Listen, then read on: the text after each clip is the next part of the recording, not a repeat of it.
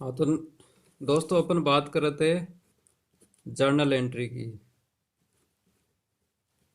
Journal entry.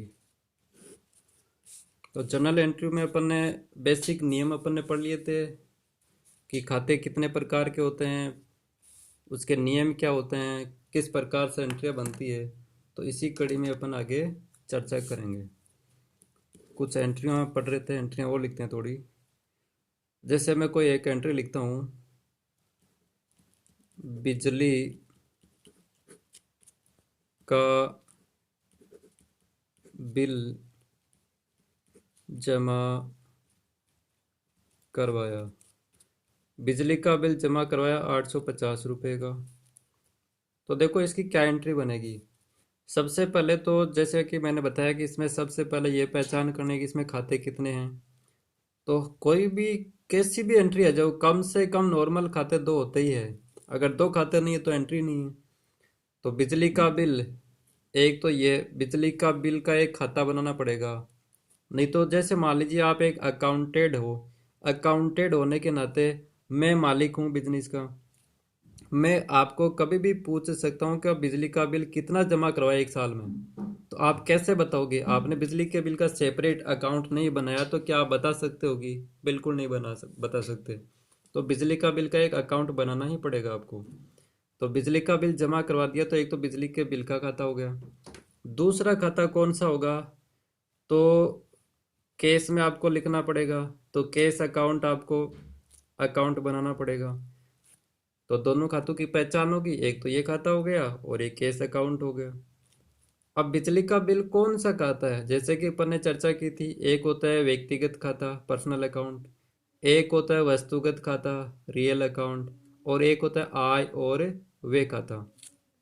तो बिजली का बिल व्यक्ति नहीं है क्योंकि पार्टी नहीं है, वस्तु भी नहीं है, तो ये किस में जाएगा? ये खर्चा है, सीधी सी बात है, दिख ही रहा है बिजली का बिल आते ही खर्चा है।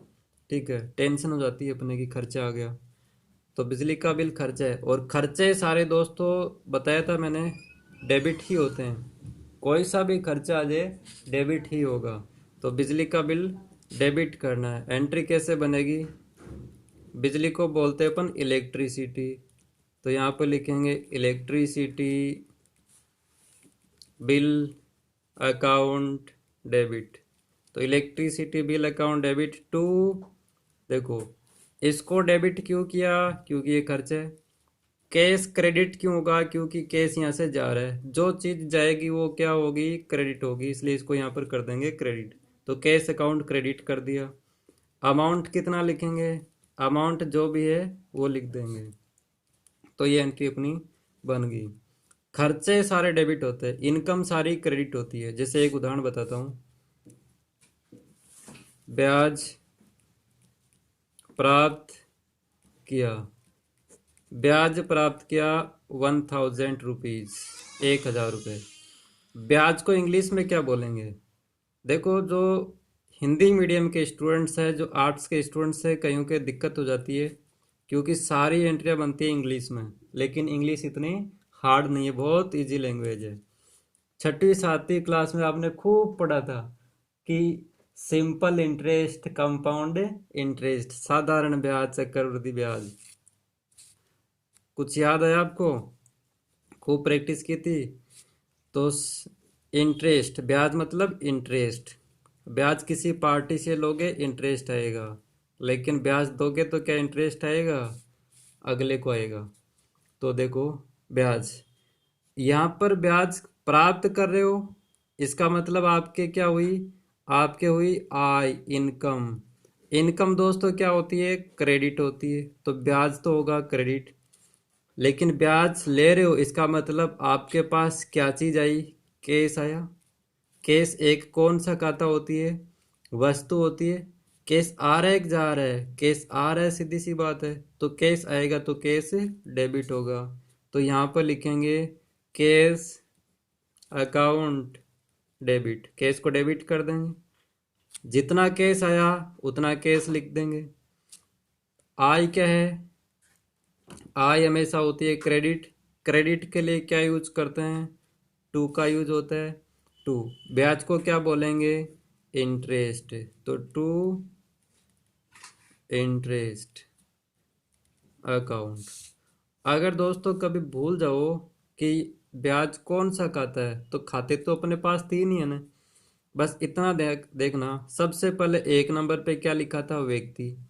क्या ब्याज व्यक्ति हो सकता है? कि देखो, ब्याज व्यक्ति नहीं हो सकता, क्योंकि न पार्टी है संस्था। व्यक्ति खाते में क्या चीजें आती है? पार्टियां आती है, संस्थाएं आती है, बैंक आता है। कोई ना कोई संस्था होनी चाहिए, व्यक्ति होना चाहिए। तो ब्याज कोई व्यक्ति नहीं हो सकता। दूसरी बात बताई थी कि जिस पार्टी पे केस होता है, जिस पे थाने में केस होता है, वो व्यक्ति होता है। ब्याज पे कभी केस हुआ नहीं हुआ, तो व्यक्ति तो कैंसिल हो गया। दूसरी बात, वस्तु। क्या ब्याज वस्तु हो सकती है कि नहीं हो सकती? बताओ, वस्तु होती है तो ब्याज कैसा होता है? क्या ब्याज का कभी आपने आकार प्रकार देखा कि कितना वजन है, कितना मोटा है, किस कलर का है, कैसा इसका रंग रूप है? नहीं बता सकते, इसका मतलब वस्तु हो नहीं सकती। तीसरा खाता बचा आय और व्यय खाता। अगर ब्याज चुकाओगे तो खर्चा है, यहाँ पर लिखा हुआ प्राप्त किया तो इनकम है। तो पहचान करना बहुत इजी है, बस पहचान कैसे करनी है ये थोड़ा सा आपको थोड़ी सी प्रैक्टिस करनी है। और ब्याज प्राप्त किया, इनकम है, इनकम हमेशा क्रेडिट होती है, तो अपन ने क्रेडिट कर दिया, कोई दिक्कत नहीं है। आगे और चर्चा करते हैं, अभी तो देखते जाओ दोस्तों। जैसे मैं एक को लिख देता हूँ एंट्री, जैसे मोबाइल का रिचार्ज करवाया 599 का। जियो में होता है ना 2 GB का रिचार्ज 599 का। तो ये रिचार्ज आपने करवा लिया, तो देखो इसकी क्या एंट्री बनेगी। सबसे पहले तो देखो इसमें दो खाते कौन कौन से हैं। मोबाइल का रिचार्ज करवा लिया, तो रिचार्ज आपके लिए क्या है, खर्चा है कि नहीं है? ठीक है, तो मोबाइल रिचार्ज का आपको एक अकाउंट बनाना पड़ेगा कि नहीं बनाना पड़ेगा? बनाना पड़ेगा। मान लीजिए आप बिजनेस में बैठे हो अकाउंटेंट के रूप में, और आपने 599 का रिचार्ज करवा लिया, और मोबाइल का रिचार्ज का अकाउंट ही नहीं बनाया आपने, इसमें लिखा ही नहीं, तो आपकी जेब से लग जाएंगे, बिजनेस आपको पैसा नहीं देगा। इसलिए आपको लिखना पड़ेगा, लिखोगे तो आपको कंपनी की तरफ से ये अमाउंट मिलेगा, नहीं तो नहीं मिलेगा। तो मोबाइल का रिचार्ज ये लिखना पड़ेगा। दूसरी बात, आप कैश ही तो चुकाओगे।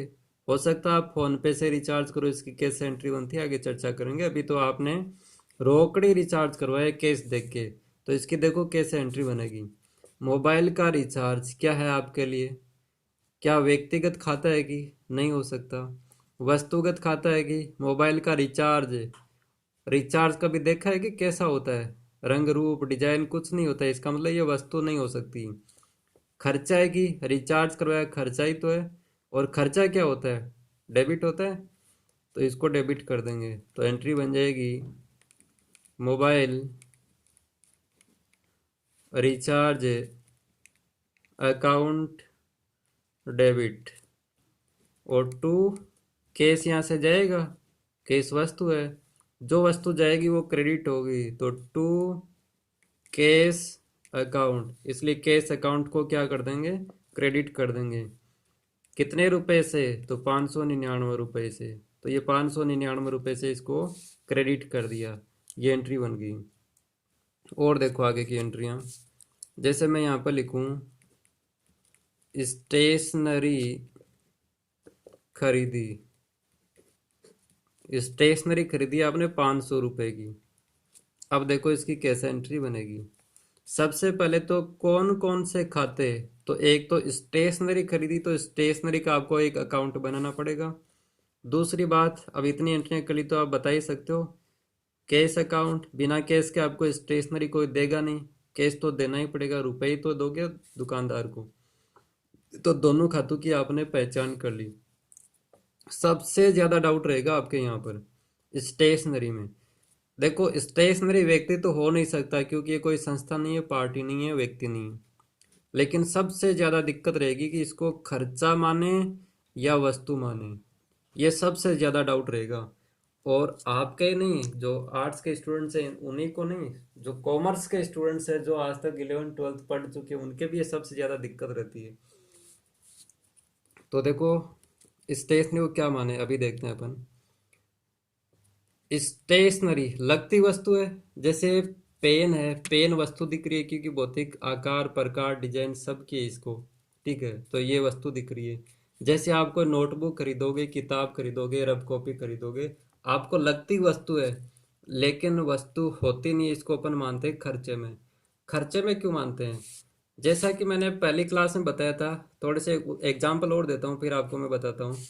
जैसे मान लीजिए आपने एक कचौरी खरीदी। क्या खरीदी?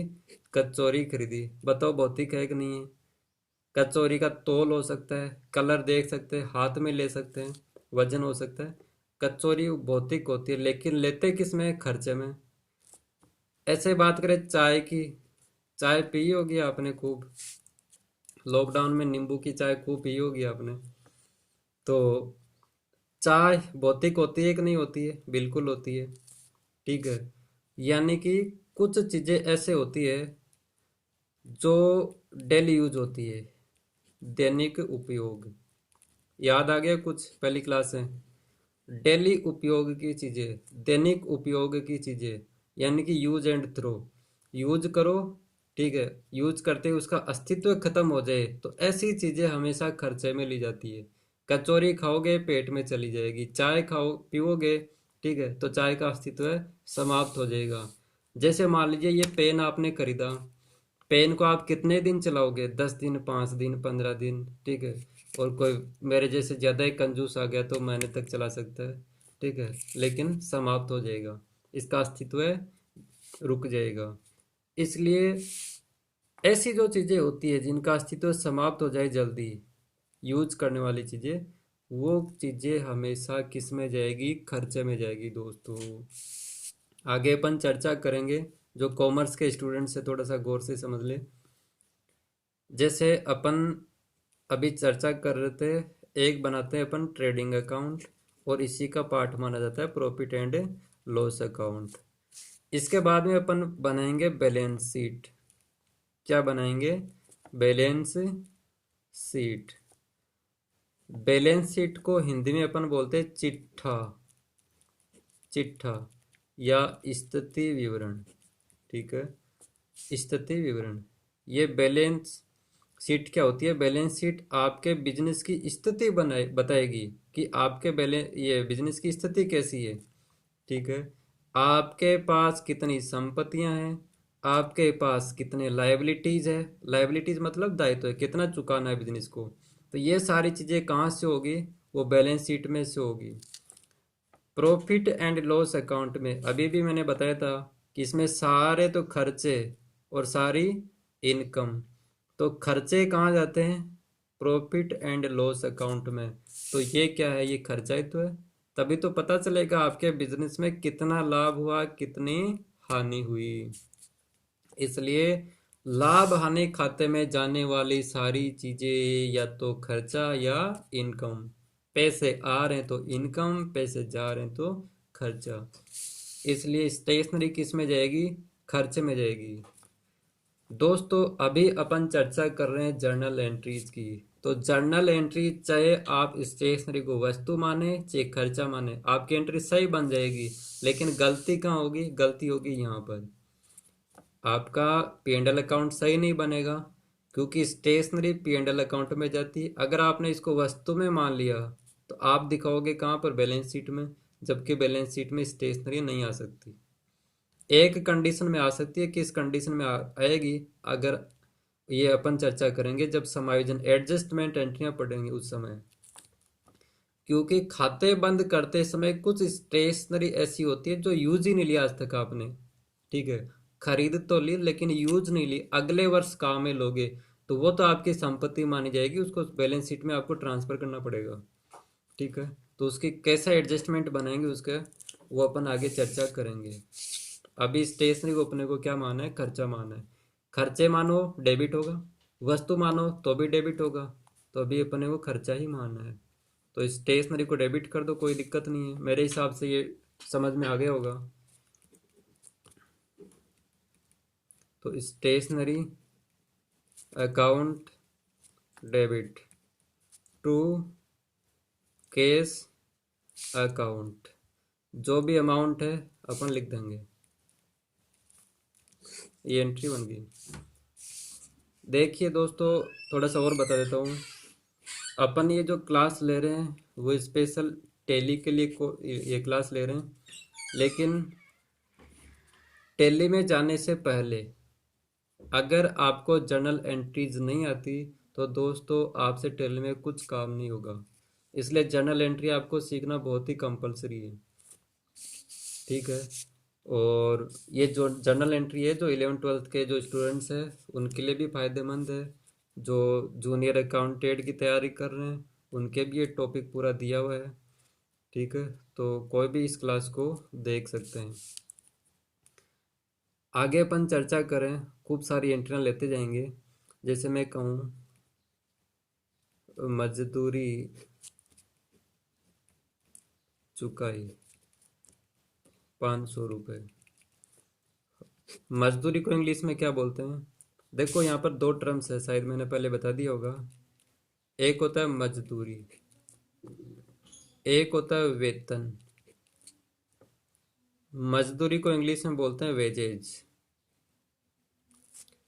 वेतन को इंग्लिश में बोलते हैं सैलरी। लगता सेम ही है कि मजदूरी वेतन दोनों खर्च है और एक ही चीज़, एक चीज़ नहीं है। ये वेजेज है और ये सैलरी है। मजदूरी चुकाते हैं अपन मजदूरों को। किसको चुकाते हैं? मजदूर को। सैलरी चुकाई जाती है कर्मचारियों को। दोस्तों, कर्मचारियों को जो सैलरी चुकाई जाती है वो समय बेसिस पे चुकाई जाती है, टाइम बेस पर चुकाई जाती है। यानी कि जो नियमित बिजनेस के कर्मचारी होते हैं, डेली काम करने वाले, उनको समय के हिसाब से मंथली पेमेंट मिलता है। जबकि जो मजदूर होते हैं उनको काम के हिसाब से पेमेंट मिलता है, जितना काम किया उतना पेमेंट मिलेगा। तो ये दोनों में डिफरेंस होता है। मजदूरी होती है वो डायरेक्ट खर्चा होती है, और जो सैलरी होती है, वेतन होता है, वो इनडायरेक्ट खर्चा होता है। डायरेक्ट क्या होता है, इनडायरेक्ट क्या होता है, जब अपन ग्रुप की चर्चा करेंगे तो उस समय चर्चा करेंगे कि डायरेक्ट एक्सपेंसेज और इनडायरेक्ट एक्सपेंसेज क्या होते हैं, वहाँ पर आपको समझ में आ जाएगा। तो मजदूरी खर्चा है, इसलिए इसको डेबिट करना पड़ेगा। मजदूरी को वेजेज बोलते हैं, अभी भी अपन ने चर्चा कर ली। तो wages account debit to cash account. Amount लिख देंगे 500 रुपये, 500 रुपये। और एंट्री लेते हैं अपन। देखो नेक्स्ट एंट्री, जैसे मैं कोई भी एक एंट्री ले लूँ कि मोहन से 10,000 रुपये लिए। मोहन से 10,000 रुपये लिए, पहले मांग रहे थे तब लिए या उधार लिए, मान लीजिए आपको कुछ भी पता नहीं है, तो आप क्या एंट्री बनाओगे इसकी? जिस पार्टी से आपने पैसे लिए उस पार्टी का नाम आपको लिखना पड़ेगा। नहीं तो आपको कैसे पता चलेगा किस पार्टी से लिए, ठीक है। तो मोहन से लिए तो मोहन के खाते में आपको लिखना ही पड़ेगा 10,000 रुपये। 10,000 रुपये लिए, इसका मतलब आपके के पास कैश आ गया 10,000 रुपये, तो कैश में भी लिखना पड़ेगा। कैश आ गया इसलिए कैश डेबिट होगा, इसको डेबिट कर देते हैं। तो कैश अकाउंट डेबिट हो गया 10,000 रुपीज से। मोहन को कर देंगे क्रेडिट। मोहन को क्रेडिट क्यों किया? क्योंकि मोहन क्या है, एक व्यक्ति है। व्यक्ति में अपन ने नियम पढ़ा था, एक तो होता है पाने वाला और एक होता है देने वाला। पाने वाला हमेशा क्या होता है, डेबिट, और देने वाला क्रेडिट। मोहन प्राप्त करने वाला या डेबिट करने वाला है? पाने वाला नहीं है। मोहन को जब अपन देंगे तब ये पाने वाला होगा। मोहन अपने को दे रहा है, इसका मतलब वो देने वाला है, और देने वाला हमेशा क्रेडिट होता, और क्रेडिट होता है इसलिए अपन ने क्रेडिट कर दिया, कोई दिक्कत नहीं है। तो 10,000 रुपये से मोहन को क्रेडिट कर देंगे। ये एंट्री बन गई। और देखो दोस्तों, अभी तो देखते जाओ नेक्स्ट एंट्री। जैसे बैंक में खाता खोला। यहाँ पर बैंक का नाम लिख देता हूँ मैं, SBI बैंक में 5,000 रुपये से। तो दोस्तों 5,000 रुपये से आपने SBI बैंक में अकाउंट खोला है। तो इस एंट्री को समझना ढंग से। SBI बैंक का आपको अकाउंट बनाना पड़ेगा कि नहीं बनाना पड़ेगा? बिल्कुल बनाना पड़ेगा। किसी को भी पैसे दो, किसी से भी पैसे या रुपए ले, पार्टी का अकाउंट आपको बनाना ही पड़ेगा। तो SBI बैंक में जमा करवा रहे तो SBI बैंक का अकाउंट बनेगा। दूसरी बात, जमा करवाओगे तो यहाँ से क्या जाएगा? कैश जाएगा। तो कैश खाते में लिखना पड़ेगा आपको। तो दोनों खातों की पहचान होगी। दूसरी बात, SBI बैंक कौन सा अकाउंट होता है? तो अकाउंट 3 पढ़ रखा है अपन ने। पहला अकाउंट पढ़ा था व्यक्तिगत खाता। व्यक्तिगत खाते में क्या चीज़ें आती है? सारे व्यक्ति, सारी संस्थाएं, कंपनियां, बैंक, साफ लिखा था मैंने। तो बैंक के एक संस्था ही तो है, तो बैंक एक व्यक्तिगत खाता होता है। तो बैंक व्यक्तिगत खाता होता है तो व्यक्तिगत खाते का नियम लगा दो, जिस व्यक्ति को देंगे उसको डेबिट करना है। तो बैंक को दे रहे हैं अपन 5,000 रुपये, बैंक में जमा करवा रहे हैं, तो बैंक के नाम लिख दो, जिसको दोगे उसके नाम लिख दो, उसके डेबिट कर दो। तो SBI bank account debit to cash account. Cash यहाँ से जा रहा है इसलिए कैश को क्या कर दिया? क्रेडिट कर दिया 5,000 रुपये से। ये क्रेडिट हो गया। तो ये एंट्री मेरे हिसाब से समझ में आ गई होगी। अगर सेम ही एंट्री आ जाए बैंक से निकालने की, जैसे मैं एक एंट्री लिख दूं, SBI बैंक से 1,000 रुपये निकाले। अगर बैंक से 1,000 रुपये निकालोगे तो आपके पास क्या चीज़ आएगी? कैश आएगा, सीधी सी बात है। तो कैश को क्या करेंगे अपन? डेबिट कर देंगे। तो cash account debit to SBI bank account. Bank आपको दे रहा है, जो देगा वो क्रेडिट होगा। ठीक है, तो इस प्रकार से एंट्री बन जाएगी। देखो दोस्तों, कई बार अपन उधार भी ट्रांजैक्शन करते हैं, उधार खरीदते हैं, उधार बेचते हैं, तो उसका समायोजन कैसे होता है, उसकी कैसे एंट्री बनती है। जैसे मैं यहाँ पर लिखूँ, सुरेश को माल बेचा 10,000 रुपये का। 10,000 रुपये का माल बेचा सुरेश को। अगर मैं यहाँ पर कुछ भी नहीं लिखूं तो इसमें आप क्या समझोगे? उधार बेचा कि रोकड़ी बेचा? तो दोस्तों ध्यान रखना, जब कुछ भी नहीं लिखा है, कुछ भी नहीं लिखा, तो आपको समझना है कि इसमें उधार बेचा है। ठीक है, किसको बेचा उधार? सुरेश को बेचा है। अगर मैं यहाँ पर लिख दूँ सुरेश को माल बेचा उधार, तो कोई दिक्कत ही नहीं थी, साफ लिखा हुआ है। सुरेश को माल बेचा रोकड़ी, कोई समस्या नहीं थी। सुरेश को माल बेचा 10,000 रुपये, तो यहाँ पर समस्या क्रिएट हो गई। तो समस्या कुछ नहीं, बस पार्टी का नाम है और आगे कुछ नहीं लिखा हुआ है, तो उधार मानना है। अगर पार्टी का नाम नहीं होता, इतना ही आता कि माल बेचा 10,000 रुपये का, तो इसको रोकड़ी मानते अपन, इसको उधार मानना पड़ेगा। तो सुरेश को माल बेचोगे 10,000 रुपये का, तो सुरेश को डेबिट करोगे या क्रेडिट करोगे? अगर भूल जाओ तो आप मान लीजिए दुकानदार हो, सुरेश को माल बेच रहे हो, तो इसके नाम लिखोगे या जमा करोगे? तो सीधी सी बात है, नाम लिखेंगे इसके। नाम मतलब जम डेबिट करेंगे। तो यहाँ पर एंट्री बन जाएगी, सुरेश अकाउंट डेबिट टू, माल बेचने को क्या बोलते हैं? सेल्स। तो यहाँ पर टू सेल्स अकाउंट, कितने रुपए से? 10,000 रुपये से। तो ये एंट्री बन गई भाई। जिसको बेचा उसके नाम लिख दिया। माल बेचने को सेल्स बोलते हैं, माल बेचोगे तो सामान यहाँ से जाएगा, तो सेल्स क्रेडिट हो जाएगा। ऐसे ही देखो, सुरेश से संपूर्ण राशि प्राप्त हुई।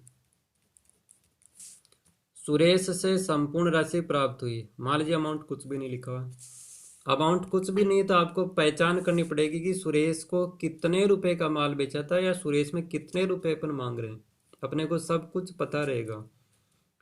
तो पहली बात तो सुरेश से अपन ले रहे हैं, तो अपने पास क्या चीज आ रही है, अपने पास आ रहा है कैश। कैश आ रहा है तो कैश को क्या कर देंगे, डेबिट कर देंगे। तो कैश को कर दिया कैश अकाउंट डेबिट। और क्रेडिट किसको करेंगे, यानी कि जमा किसको करेंगे, सुरेश को करेंगे, क्योंकि सुरेश अपने को जमा करवा रहा है, सुरेश अपने को दे रहा है। तो सुरेश को कर देंगे क्रेडिट। ये लो, सुरेश अकाउंट क्रेडिट हो गया। और कितनी राशि से, संपूर्ण राशि से। संपूर्ण का मतलब कितने रुपए मांग रहे थे, 10,000 रुपये मांग रहे थे। तो 10,000 रुपये से इसको कर देंगे क्रेडिट। ये कर दिया क्रेडिट। तो सुरेश क्रेडिट हो गया।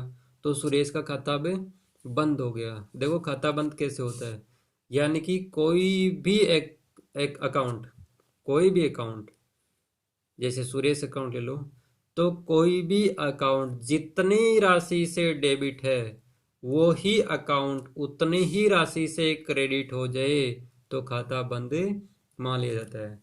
तो सुरेश 10,000 रुपये से डेबिट था और 10,000 रुपये से क्रेडिट हो गया तो खाता बंद हो गया। बस ये आपको ध्यान रखना है। आपको बस इतना ध्यान रखना है, कोई खाता पहले से डेबिट है वही खाता उतनी ही राशि से डेबिट हो जाए तो राशि हमेशा जुड़ती है। दोस्तों ध्यान रख लेना। अगर कोई खाता पहले से क्रेडिट है, सेम खाता वही खाता उतनी ही राशि से या किसी राशि से क्रेडिट हो जाए, यानी कि पहले क्रेडिट था खाता, वही खाता और क्रेडिट हो गया तो राशि जुड़ेगी। अगर कोई खाता पहले से डेबिट था और वही खाता क्रेडिट हो जाए तो राशि घटेगी। अगर कोई खाता पहले से क्रेडिट था वही खाता क्रेडिट हो जाए तो राशि घटेगी। बस इतना ध्यान रखना दोस्तों। अगर कोई खाता डेबिट है और डेबिट हो जाए, राशि चेंज हो सकती है, राशि से कोई फर्क नहीं पड़ेगा। खाता सेम होना चाहिए, खाता वो ही होना चाहिए। अगर सेम खाता पहले से डेबिट था और डेबिट हो रहा है तो राशि जुड़ेगी। अगर कोई खाता पहले से क्रेडिट था और क्रेडिट हो जाए तो राशि जुड़ेगी, लेकिन विपरीत आते ही राशि घटेगी। जैसे अभी अपने चर्चा की थी, सुरेश को माल बेचा तो सुरेश को डेबिट किया 10,000 रुपये का, डेबिट किया, ठीक है। और यहाँ पर सुरेश को किया क्रेडिट। तो 10,000 रुपये से डेबिट, 10,000 रुपये से क्रेडिट, राशि जुड़ेगी घटेगी, बताओ। घटेगी, क्योंकि विपरीत हो गया ना, सुरेश पहले डेबिट था, अब सुरेश यहाँ पर क्रेडिट हो गया तो राशि घटेगी। 10 में से 10 घटाओगे, जीरो। जीरो राशि है मतलब खाता बंद हो गया, सारी राशि आ गई तो खाता बंद मान लिया जाता है। तो सेम अकाउंट विपरीत होते ही खाता बंद हो जाता है। नेक्स्ट देखो, कोई भी एंट्री ले लो, जैसे मोहन से माल खरीदा। मोहन से माल खरीदा, मान लीजिए आपने 5,000 रुपये का। अब इसकी एंट्री कैसे बनेगी देखना। सबसे पहले तो पार्टी का नाम दिया हुआ है, लेकिन न तो उधार लिखा न रोकड़ी लिखा। इसका मतलब ये है कि ये माल आपने उधार खरीदा है। उधार खरीदा है तो देखो मोहन का खाता बनाना पड़ेगा। दूसरी बात, माल खरीदने को अपन बोलते हैं परचेज करना, तो सीधी सी बात है परचेज अकाउंट बनाना पड़ेगा। तो कोई सा भी एक अकाउंट ले, वो पहले परचेज अकाउंट ले लो। परचेज अकाउंट डेबिट होगा या क्रेडिट होगा, परचेज अकाउंट डेबिट होगा। क्यों होगा, क्योंकि सामान आ रहा है, जो चीज आती है वो डेबिट होती है। और परचेज को खर्चा भी मान सकते हैं, क्योंकि सामान खरीदोगे तो पैसे चुकाने पड़ेंगे और चुकाओगे तो खर्चा माना जाएगा। तो खर्चे में मानो चाहे वस्तु में मानो, डेबिट ही होने वाला है।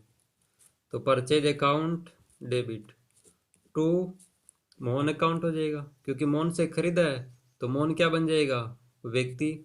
और व्यक्ति में नियम पड़ा था पाने वाला और देने वाला। पाने वाला क्या होता है, डेबिट। देने वाला क्रेडिट। मोहन अपने को दे रहा है इसलिए मोहन क्रेडिट हो जाएगा। तो यहाँ पर अकाउंट मोहन का खाता क्रेडिट हो जाएगा 5,000 रुपये से। ये एंट्री बन गई। नेक्स्ट देखो 12 नंबर एंट्री। मोहन से, या मोहन को चुकाना है, यहाँ लिख देता हूँ, मोहन को 2,000 रुपये चुकाए। मोहन को 2,000 रुपये का पेमेंट कर दिया अपन ने। मोहन कितना मांग रहा था अपने से? 5,000 रुपये से जमा डाल रखा है, 5,000 रुपये अपने में मांग रहा है। अब अपन चुका रहे हैं 2,000 रुपये केवल। तो जिसको देंगे, जिसको चुकाएंगे, उसको क्या करेंगे? डेबिट कर देंगे। तो मोहन अकाउंट डेबिट हो जाएगा 2,000 रुपये से, और टू रोकड़ी चुका रहे हैं तो कैश अकाउंट हो जाएगा क्रेडिट 2,000 रुपये। तो ये एंट्री बन गई।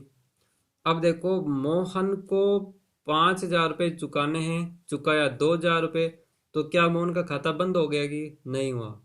केवल 5,000 रुपये में से 2,000 रुपये घट गए, लेस हो गए। अब 3,000 रुपये अपने से मांग रहा है अभी भी। यानी कि जब तक मोहन का खाता 3,000 रुपये से डेबिट और नहीं होगा, तब तक मोहन 3,000 रुपये मांग रहा है। समझ गए? मोहन क्रेडिट है 5,000 रुपये से, तो जब तक मोहन का खाता डेबिट 5,000 रुपये से नहीं हो जाता, तब तक मोहन अपने से मांग रहा है। तो 2 से तो डेबिट कर दिया, अब 3,000 रुपये से डेबिट और कर देंगे तो मोहन का खाता बंद हो जाएगा। तो मेरे हिसाब से ये एंट्रियाँ समझ में आ गई होगी। और पढ़ते हैं दोस्तों। अभी तो खूब डिटेल से डिस्कशन करेंगे। ऑफलाइन बेस में तो मैं कितनी सारी एंट्रियाँ करवाता हूँ। अभी यहाँ पर 1 क्लास और लेंगे, उसके बाद में अपन आगे बढ़ेंगे। नेक्स्ट एंट्री देखो, जैसे कोई भी एक एंट्री लेता हूँ। सुरेश को 5,000 रुपये का उधार व 10,000 रुपये का रोकड़ी माल बेचा। तो देखो सुरेश को 5,000 रुपये का तो उधार और 10,000 रुपये का रोकड़ी माल बेचा। तो इसकी क्या एंट्री बनेगी? पहली बात तो देखो टोटल माल बेचा कितने का? तो 5 का तो उधार प्लस 10,000 रुपये का रोकड़ी, यानी कि माल बेचा टोटल 15,000 रुपये का। ये 15,000 रुपये का माल बेचा। देखो 10,000 रुपये का रोकड़ी माल बेचा, तो अपने पास क्या आया? कैश आया। और जब भी कैश आता है तो कैश डेबिट होता है। हालांकि मैंने अभी अभी बताया था कि नॉर्मल कितने, कम से कम कितने खाते आते हैं? 2 खाते। लेकिन कोई ज़रूरी नहीं है कि हर ट्रांजैक्शन में 2 खाते हैं। इस ट्रांजैक्शन में 3 खाते हैं। कैसे? अभी देखते हैं। तो 10,000 रुपये अपने पास आए, कैश आया 10,000 रुपये, तो कैश डेबिट होगा। जो चीज़ अपने पास आती है वो डेबिट होती है। तो कैश अकाउंट डेबिट करो 10,000 रुपये से। 5,000 रुपये का ये सुरेश को और उधार बेच दिया, तो सुरेश के नाम लिखना पड़ेगा 5,000 रुपये। तो सुरेश को डेबिट कर दो, सुरेश का नाम लिख दो, सीधी सी बात है। ये लो नाम लिख देते हैं, सुरेश अकाउंट डेबिट 5,000 रुपये, ये सुरेश के नाम लिख दिया। माल बेचा कितने का? 15,000 रुपये का। सेल्स अकाउंट डेबिट होता है क्रेडिट होता है? तो सेल्स अकाउंट, सेल्स में सामान हमेशा जाता है। तो हमेशा ध्यान रखना दोस्तों, जहाँ पर भी सेल्स आ जाए तो करीब करीब 100% ये क्रेडिट ही होता है, क्योंकि सेल्स में सामान जाता है, आता थोड़ी है। तो जाएगा सामान तो क्रेडिट होगा। तो सेल्स अकाउंट को क्रेडिट ही करना है। ये लो सेल्स अकाउंट क्रेडिट हो गया। अमाउंट 15,000 रुपये फिक्स है, तो 15,000 रुपये से एंट्री बना देंगे। तो मेरे हिसाब से समझ में आ गया होगा। कितने भी खाते हो सकते हैं इसमें, 3 खाते थे, 4 भी हो सकते हैं, 5 भी हो सकते हैं। बस आपको बस एक एक चीज़ देखते रहना है कि कौन सा खाता डेबिट है, कौन सा खाता क्रेडिट है। कैश आ रहा है डेबिट होगा। सुरेश को उधार दिया तो सुरेश के नाम लिखना पड़ेगा 5,000 रुपये से, तो 5,000 रुपये से सुरेश के नाम लिख दिया। टोटल माल बेचा 15,000 रुपये का, तो सेल्स में लिख दिया 15,000 रुपये। बस इतना ध्यान रखना कि जितनी राशि से डेबिट उतनी राशि से क्रेडिट होना चाहिए। अगर ये डेबिट और क्रेडिट बैलेंस बराबर नहीं हुआ तो आपकी एंट्री मानी नहीं जाएगी। बस ये आपको ध्यान रखना है। अभी तो और देखते जाओ एंट्रियाँ। जैसे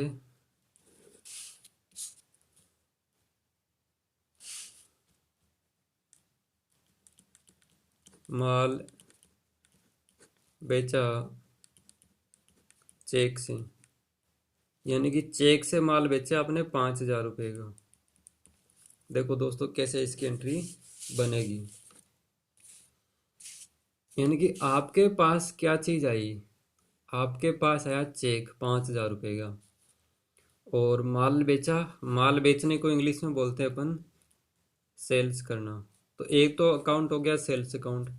अब इस चेक का क्या करोगे दोस्तों, एक बार सोच के देखो कि जैसे आप किसी पार्टी को 5,000 रुपये का माल बेच रहे हो चेक से, आपने उस पार्टी से 5,000 रुपये का चेक लिया, तो इस चेक का आप क्या करोगे? क्या जेब में ही रखोगे? क्या फाड़ के फेंक दोगे? ठीक है। या घर पे रखोगे, दुकान में रखोगे, कहाँ रखोगे? इस चेक को आपको बैंक में जमा करवाना पड़ेगा दोस्तों। जब तक चेक बैंक में नहीं जमा करवाओगे आपके खाते में राशि नहीं आएगी, आपको राशि नहीं मिलेगी। राशि कब मिलेगी आपको? जब आप इस चेक को बैंक में जमा करवाओगे। तो दोस्तों आपने इस चेक को बैंक को दिया, बैंक में जमा करवाया, तो बैंक इस चेक का क्या करेगा? बैंक इस चेक का क्या करेगा? बैंक जितने रुपए का चेक है उतनी राशि आपके खाते में जोड़ देगा। ये तो करेगा बैंक, और क्या करेगा? जितनी राशि का चेक आपने बैंक को दिया, आपके खाते में उतनी राशि बैंक जोड़ देगा। तो सीधी सी बात है, उतनी राशि आप बैंक में मांग रहे हैं, तो 5,000 रुपये आप बैंक में मांग रहे हैं, तो बैंक के नाम लिख दो। अब कौन से बैंक में आपका खाता है? मान लीजिए आपका खाता है एसबीआई बैंक में, तो आप एसबीआई बैंक के नाम लिख दो। यानी कि उतनी राशि आप एसबीआई बैंक में मांग रहे हो, तो एसबीआई बैंक अकाउंट डेबिट हो जाएगा 5,000 रुपये से। तो दोस्तों ध्यान इतना ही रखना है कि जब किसी पार्टी से चेक लोगे तो बैंक में जमा होगा तो बैंक के नाम लिखना पड़ेगा। लेकिन किसी पार्टी को चेक दोगे, अपन अपन किसी भी पार्टी को चेक देंगे तो बैंक क्रेडिट होगा। कैसे होगा, अगली एंट्री में चर्चा करते हैं। तो बैंक अकाउंट यहाँ पर डेबिट हो गया। दूसरा खाता सेल्स। सेल्स हमेशा क्रेडिट होता है, ये बता ही दिया मैंने, क्योंकि सेल्स में सामान जाता आता नहीं है, जो चीज़ जाएगी वो क्रेडिट होगी। तो सेल्स अकाउंट यहाँ पर क्रेडिट हो गया। नेक्स्ट एंट्री देखो, 15 नंबर। माल खरीदा 10,000 रुपये का चेक से। 10,000 रुपये का चेक से माल खरीदोगे तो आपके पास क्या चीज़ आएगी? माल आएगा। माल खरीदने को इंग्लिश में क्या बोलते हैं? परचेज बोलते हैं। तो एक अकाउंट तो क्लियर हो गया, परचेज अकाउंट आएगा। और दूसरा अकाउंट, जहां पर चेक लिख दिया वहां पर बैंक बैंक अकाउंट आएगा। कैसे आएगा देखना, आपने 10,000 रुपये का चेक दे दिया किसी भी पार्टी को, ठीक है, तो ये राशि कम कहाँ से होगी? ये राशि कम होगी आपके बैंक खाते से। कैसे कम होगी? अभी भी मैंने आपको एक उदाहरण बताया था कि मान लीजिए जैसे आप बैंक को जमा कराओगे, राशि बैंक में जमा कराओगे तो बैंक को डेबिट करना पड़ेगा। बैंक को दे रहे हो तो बैंक में डेबिट होगी। अब बैंक, आपने किसी भी पार्टी को चेक दे दिया, जैसे 10,000 रुपये का चेक आपने किसी भी पार्टी को दे दिया, तो बैंक से कम करना है, करने का मतलब 10,000 रुपये। और बैंक से कब कम कब होता है? कम करना है तो विपरीत खाता करने से कम होगी राशि। अभी भी बताया था कि कोई खाता पहले से डेबिट है और उस खाते को क्रेडिट करोगे तो राशि घटेगी, सीधी सी बात है। बैंक में पहले जमा करवाया, बैंक के नाम लिखा, किसी पार्टी को आपने चेक दे दिया तो आपके खाते में राशि कम हो गई तो बैंक क्रेडिट हो जाएगा। या तो ये चीज़ ध्यान रखो, या फिर ध्यान रखो कि चेक किसी पार्टी को दे रहे हो तो बैंक अकाउंट से ही राशि कम होगी। कैसे कम होगी? बैंक एक व्यक्तिगत खाता है, अभी अपन ने चर्चा की थी कि सारी संस्थाएं, कंपनियां, बैंक, ट्रस्ट सब व्यक्तिगत खाते में आते हैं। और व्यक्तिगत खाते का नियम क्या पढ़ा? पाने वाला और देने वाला। पाने वाला क्या होता है? डेबिट होता है। देने वाला क्या होता है? क्रेडिट होता है। तो बैंक क्या है? बैंक आपका एक एजेंट है, इसे मान लो। सॉरी। क्योंकि आपने इस पार्टी को 10,000 रुपये का चेक दिया। चेक मतलब एक कागज का टुकड़ा दिया। चेक एक आदेश पत्र होता है। ठीक है। आपने उस पार्टी को एक आदेश पत्र दे दिया कि मेरी तरफ से पेमेंट ले लेना बैंक से। ठीक है। तो ये बैंक का पेमेंट कौन करेगा? ये इस चेक का पेमेंट कौन करेगा? बैंक। तो बैंक बनेगा देने वाला। इसलिए देने वाला क्या होगा? क्रेडिट होगा। तो ये चीज़ मेरे हिसाब से समझ में आ गई होगी। और इसकी डिटेल से और चर्चा करेंगे। अभी तो चेक की खूब सारी एंट्री लेंगे, पता चल जाएगा। बस इतना ध्यान रखो कि जैसे ही अपने खाते में, बैंक अकाउंट में अगर राशि आती है, अपने खाते में राशि बढ़ती है, तो बैंक अकाउंट डेबिट होगा। अगर बैंक खाते में किसी भी कारण से राशि कम होती है तो बैंक अकाउंट क्रेडिट होगा। ठीक है। बस ये चीज़ आप ध्यान रखना। अब क्यों तो डेबिट होता है, क्यों ये खाता क्रेडिट होता है, इसकी डिटेल से अपन चर्चा करेंगे जब कोई एंट्री सामने आएगी। ठीक है। तो बस इतना ध्यान रखोगे कि जब भी खाते में राशि बढ़ती है बैंक अकाउंट डेबिट होता है। कब बढ़ेगी राशि? जब या तो जमा करोगे या किसी पार्टी से चेक लोगे तब। तो जब भी बैंक में जमा करवाएंगे तो बैंक अकाउंट को डेबिट किए, खूब सारी एंट्रियां किए, खूब सारी एंट्रियां करेंगे आगे। और किसी पार्टी से चेक लोगे और वो चेक बैंक में जमा करोगे तो बैंक अकाउंट डेबिट ही होगा। किसी भी पार्टी को चेक दोगे, ठीक है, तो बैंक उस चेक का पेमेंट करेगी, इसलिए बैंक क्रेडिट होगा, क्योंकि देने वाला क्रेडिट होता है। तो जब भी किसी पार्टी को आप चेक दोगे तो बैंक क्रेडिट होगा। और जब भी आप बैंक से पैसे निकालोगे तो बैंक क्रेडिट होगा, क्योंकि बैंक से पैसे निकाल रहे तो आपको देने वाला कौन है? बैंक। देने वाला क्रेडिट होता है, तो बैंक क्रेडिट होगा।